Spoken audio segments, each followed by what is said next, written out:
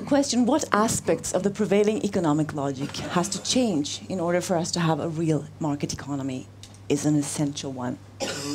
I think there's much truth to the title, Bernard, of your latest book, Money and Sustainability, The Missing Link. Me and Karin, as she said, we grew up in this family business, Polarbröd, and we're now part of the 5th generation that makes its living by providing people with bread. I think it's because of this that we tend to have a practical, down-to-earth view of economy. Its purpose is the continuous provision of basic human needs, and if there are surplus resources sufficient for any other wants.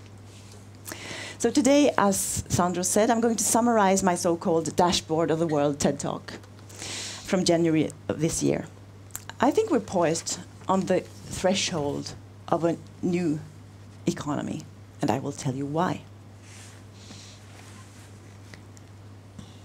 This is just to put you all in the mood of we're really on this spaceship Earth. This is a self-portrait I made when I got the assignment in class.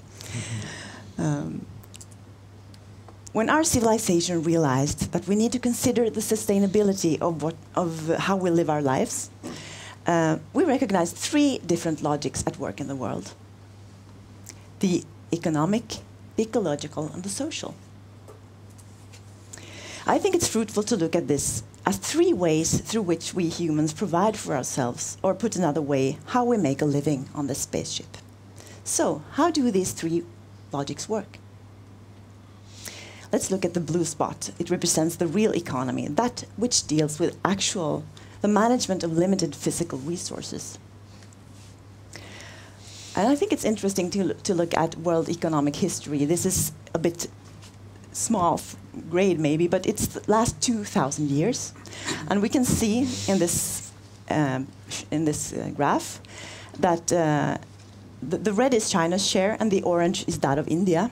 And we can see that 200 years ago, as in all of human history before that, productivity pretty much equaled population.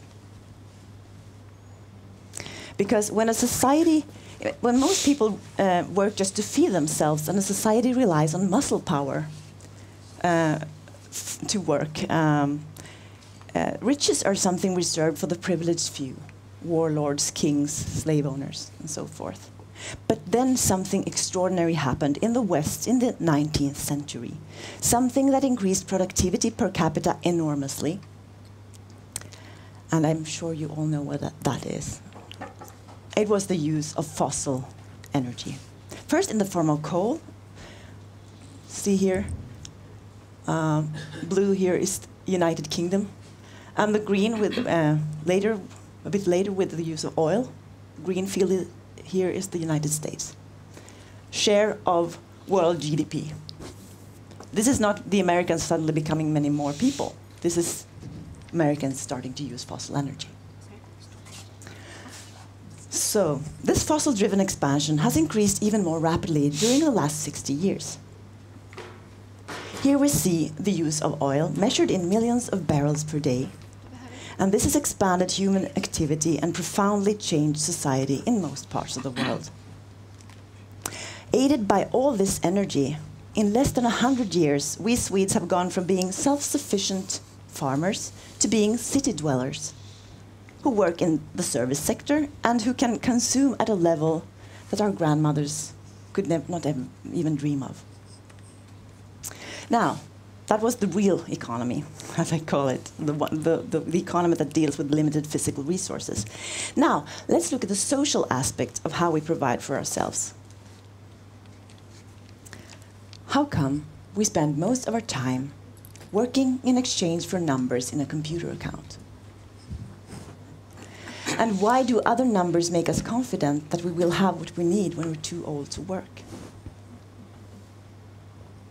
Money.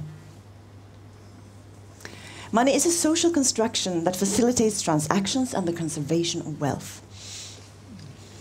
It's such a powerful social invention that we seem unconscious of the fact that this is just an idea, a matter of trust. I've spent years looking for an answer to a seemingly simple question. How much money is there in the world? And maybe you two know. I'll be glad to discuss it with you later. Where I'm at this moment, I finally came across an estimate based on money supply data from 135 central banks. As we can see, the amount of money started going up in modern times when we left the gold standard in the 1970s.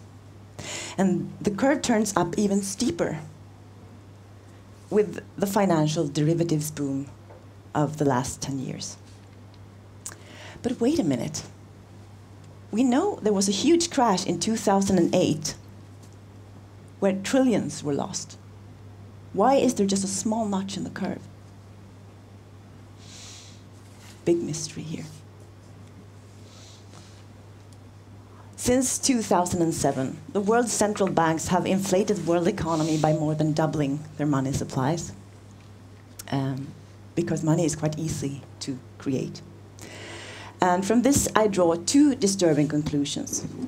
The first, nobody knows how much money there is in the world. And it's a moving target. It's constantly on the rise. And the second conclusion is that we live in an economy where that which normally would go into bankruptcy is helped to stay in business. Because old, ill-advised investments are willingly purchased by central banks, using a steady stream of newly created money. And these so-called securities are recorded as assets in the bank's financial accounts. But these bailouts are against all market signals. So what we live in now is definitely not a market economy. And I think this is not discussed enough in the economic debate. So, what is our,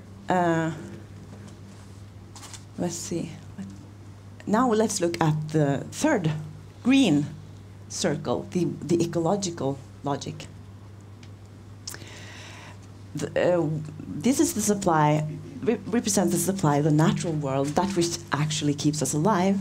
And you've probably seen this picture before. It's Rockström's depiction of 9 planetary boundaries, where the green spot in the middle shows impact that is non-disruptive, that is a safe space for human development. We are free to impact the world this much without causing systematic disruptions on the biosphere. So what is our actual impact on these crucial planetary life support systems? According to research from 2009, we are currently transgressing our safe space in at least 3 of these systems, and all have to do with our exceptionally productive agriculture.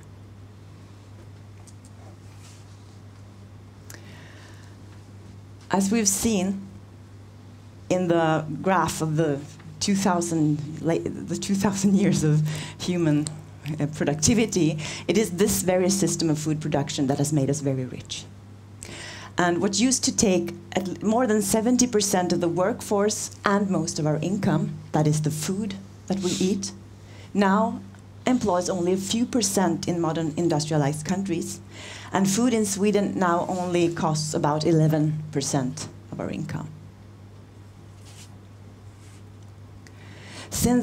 However, these transgressions can't go on indefinitely, and since the 1980s, Earth's biocapacity has been falling due to this overshoot. We're currently consuming as if we had one and a half Earths at our disposal. And this is obviously not workable in the long term, and it is now beginning to crumble.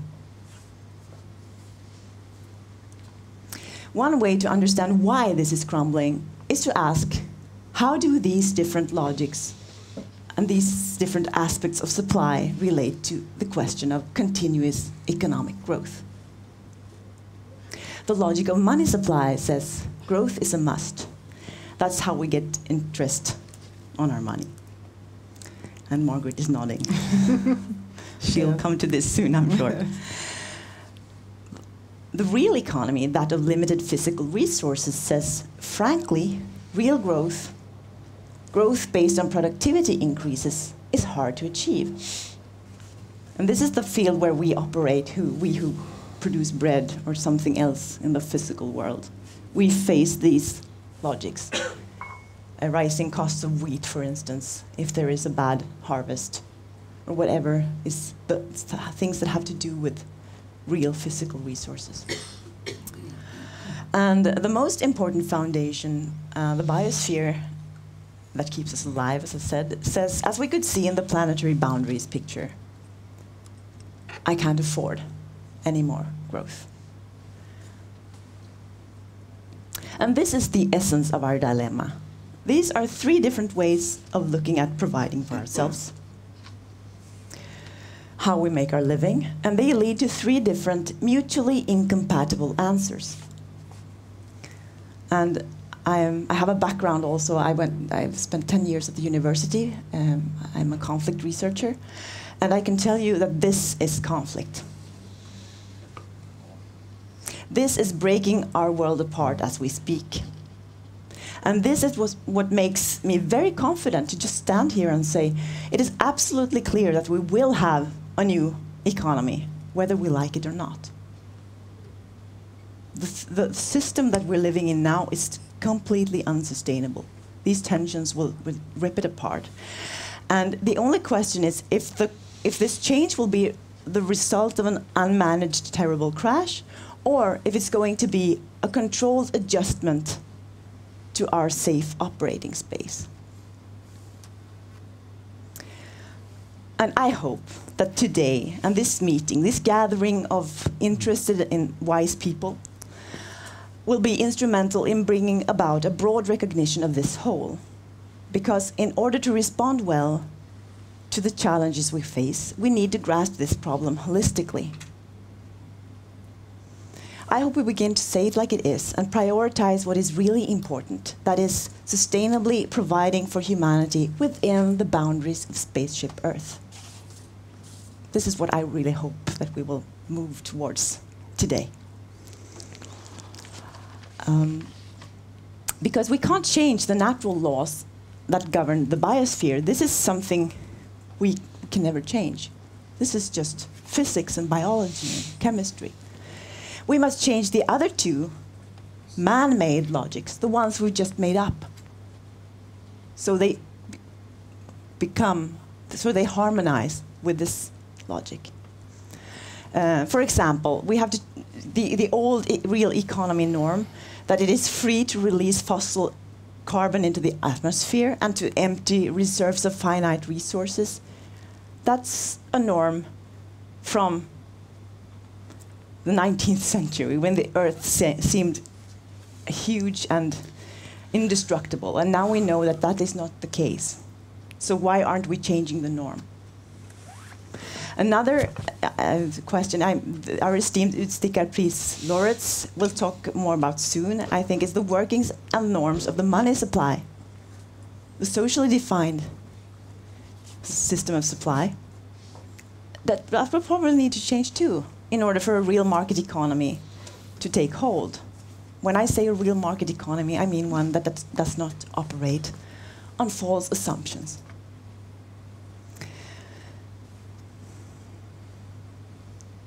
Whatever the solutions will turn out to be, we are all needed in this great change. And my most important contribution in this gigantic collaborative effort of change may well turn out to be this novel, published in Swedish this fall, where I explore the problems and false assumptions of the prevailing economic logic in the context of a love story. Don't ask me how.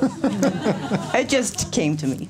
But I've worked on this for 14 years, because to truly understand a problem is half of its solution. And on that note, I proudly welcome two people with deep understanding in our monetary system, with the words of the Utstickar Prize jury. I'll show you from the event in December. This is 3 happy campers. Unfortunately, you were not able to come, but we celebrated you too. And with these words: with respect for humankind as well as nature, Margrit Kennedy And Bernard Lietaer courageously questions something fundamental to our society: how our monetary system works. For decades, they have consistently challenged us to rethink money so that money encourages earth stewardship and investment that sustainably enriches communities. Margrit Kennedy and Bernard Lietaer are brave enough to go their own way. They inspire the rest of us to think in new ways about how to create a society that is good for people and a productive economy that works within the planet's boundaries. Thank you. Thank you.